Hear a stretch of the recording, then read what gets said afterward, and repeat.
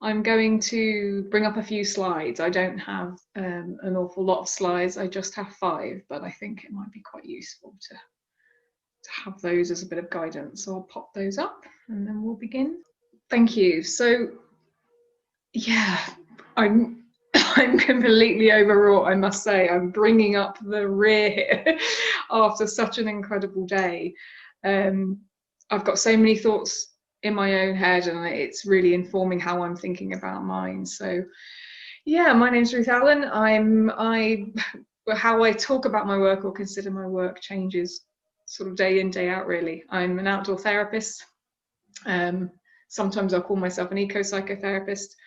I'm also an author. I've written a book recently called Grounded, and I like to write and go on adventures and that sort of thing. And so I thought I'd talk today about outdoor therapy as activism, and I've really sort of positioned that as a question because I'm very much finding my own feet in this and finding my own way. I hold certain beliefs, and I'm going to integrate those, I suppose, into the talk as we go along, and just give you a bit of a flavour of what I think. So it's very much one practitioner's perspective. It's my ideas a little bit around the theory, around the practice, and around some of the problems. I work privately, as probably a lot of outdoor practitioners do, and I'll be talking mainly about this from a one-to-one lens because ecotherapy, outdoor therapies are a really broad, under a really broad umbrella, and there's a lot of group work in that as well. So I'm quite clear that my lens is one of one-to-one work. I also work in a very white area. I attract a very white middle-class client, and I'll come to this later on, because one of the things I really want to do in my activism is rattle the cage from the inside, I suppose.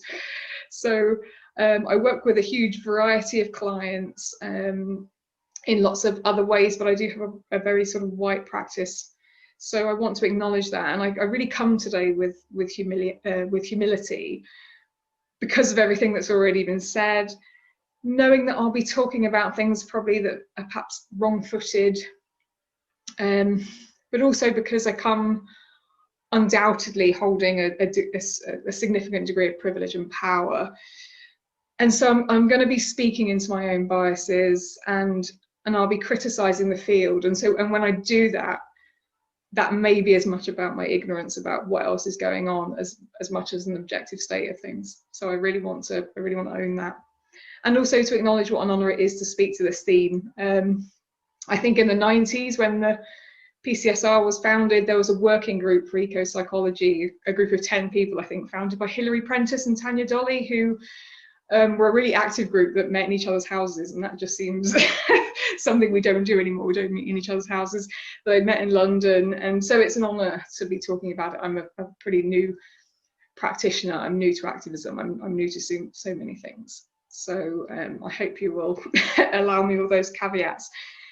And I sort of joke about the caveats, but you can hear in the fact that I'm wanting to preface this the anxiety I feel, because it's, you know, Andrew earlier on talked about taking risks, and I really want to put myself on the line, but there is a definite sense of, you know, we can get this wrong, and the feeling of it's really easy to get this stuff wrong. And that's the thing about activism, it can soon get very weighty, both in the thought of it and the practice of it. And I only remembered yesterday that this was about celebrating activism.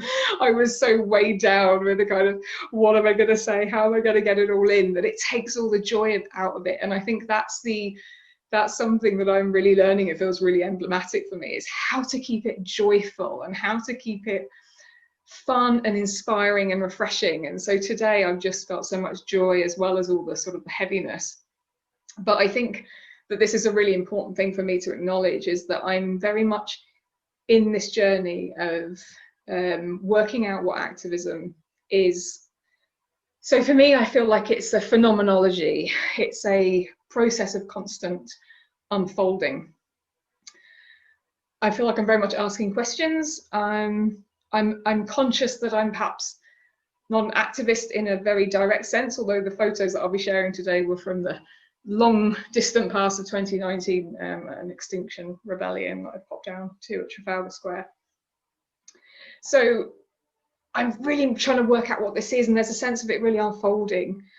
And I'm trying to work out how to make my practice as socially and ecologically responsible as possible, and working out what that looks like for myself and my clients. And so there are tensions in the work. I might do something over here, and then over here I'm working with brands and corporates who maybe don't hold or are active in the values that I also hold. So I'm trying to work out all the time, and again it can get heavy with, where do I put myself? How do we get in and speak to people where they're at, where the work needs to be done, but without compromising our own values? So I find that these aspects and questions around activism are really important for me at the moment. I have to constantly check that my activism isn't performative, that I'm not just doing the things that I think I should or to fit in. And there's another danger there, I think, is how do we keep it really authentic and true, and in doing so keep it sustainable. So please bear with me. As I say, I'm nested in my own context, and before me come a long line of people that are much more sort of au fait with ecopsychotherapy in particular as activism. But I do want to put myself on the line, as I say, and I think that this, you can't be an advocate if you're sat on the wall, and so you have to get off the wall. So I would say that I love this sign from Extinction Rebellion. I'll let you read that.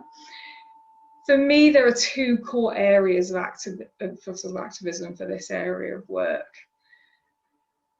And that's as a form of climate activism and a sort of a relational activism. And I'll try and explore these both briefly. And again, John, you might need to give me the 10-minute warning, please. I think, this idea of climate activism, this is a very established way that the outdoor therapies or outdoor therapy or ecopsychotherapy, and again, we'll come to wording in a minute, has got a solid kind of history. And I think as a headline, because outdoor therapies are still quite niche, but also very emergent, and they're having another sort of wave, especially sort of within this pandemic period, that perhaps it's legitimate to say that part of my activism right now is in the way of working as a form that challenges the status quo. What the hallmark is of outdoor therapy is that it's done outdoors by and large. So there is a difference there that perhaps is a challenge to the status quo of being inside. I try and walk the talk in my life, and as well as in my practice and in my public sort of engagement work, in establishing a sense of the new outdoors. So it strikes me that some of the activism that we do is actually built in, as I'm sure we all recognise with therapy. A lot of therapy in its own way just is activism. If you're working in a certain way relationally, restoratively, if you're trying to actively counter the neglect of society, you are involved in activism. And then I think there's the activism you choose, there's the stuff that you layer on, there's the stuff that you care about because you're the person in the work. I'm fundamentally person-centered, although I'd say I'm much more pluralistic or integrative now. That was a controversial statement, pluralism versus integrative, don't tell me.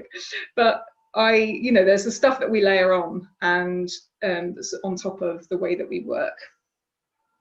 So it's textured. Activism is textured, it's nuanced, and it's an alive sort of phenomenon, and that's the place I'm getting to at the moment.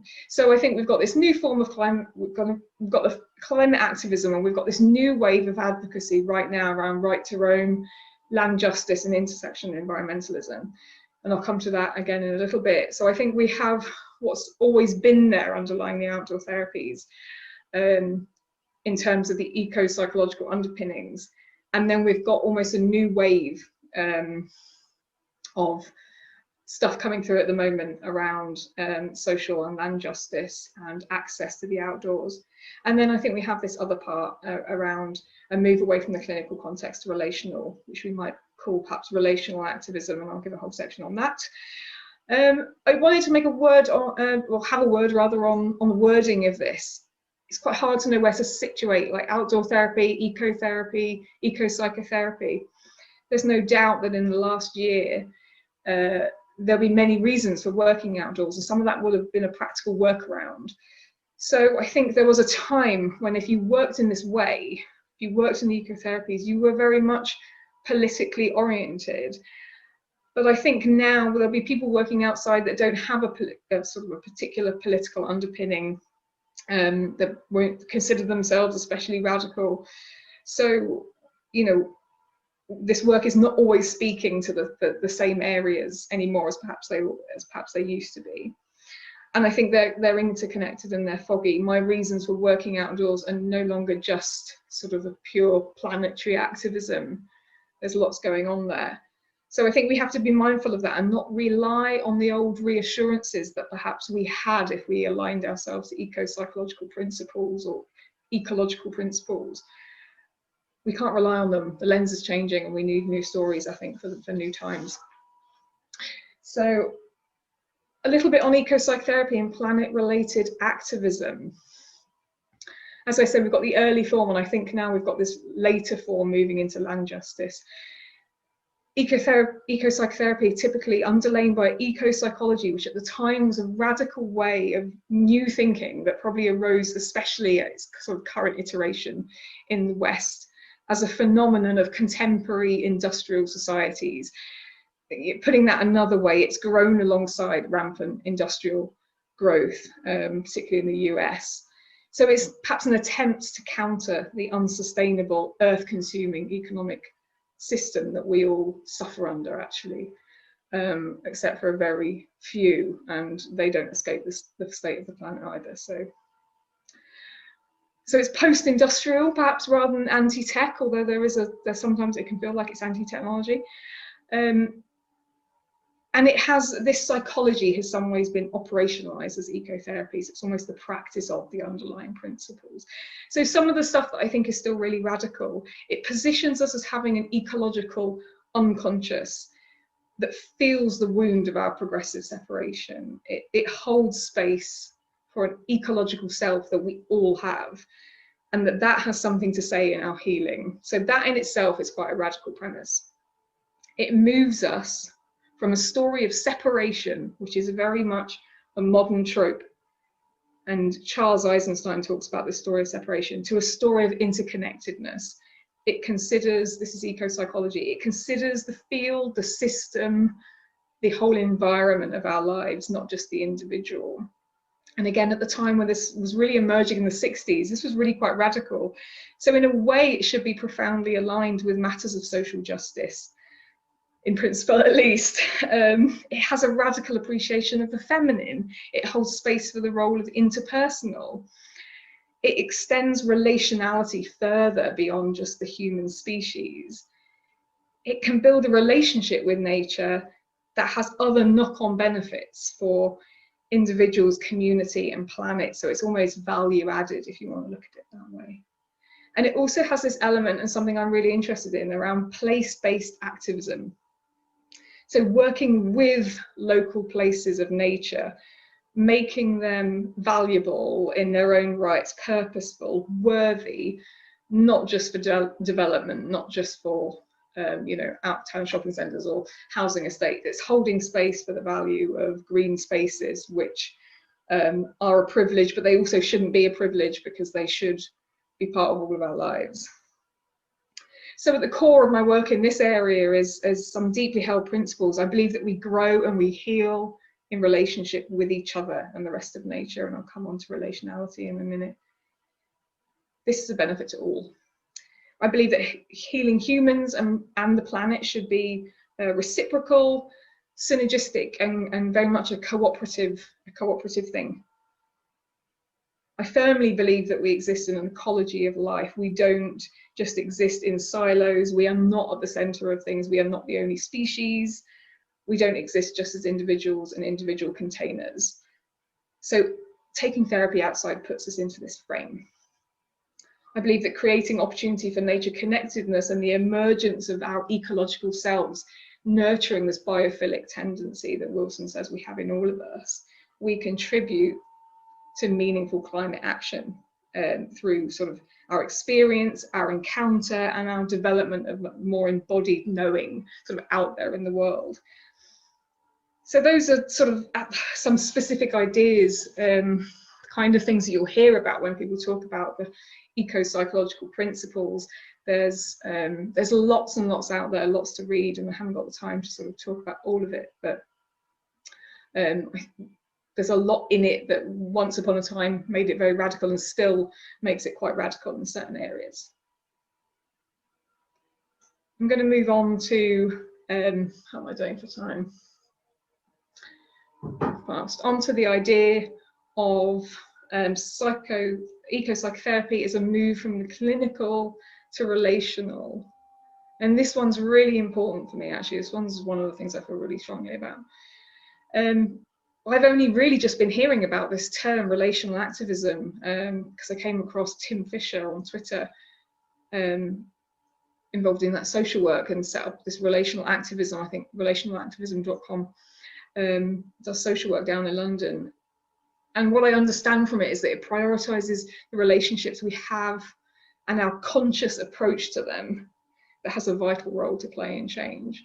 And when I heard that, I was, oh my God, that blows my mind. That's what we're doing. That's what we're doing as therapists, and it's you know what we're all doing if we're engaged in this kind of intentional relationship work.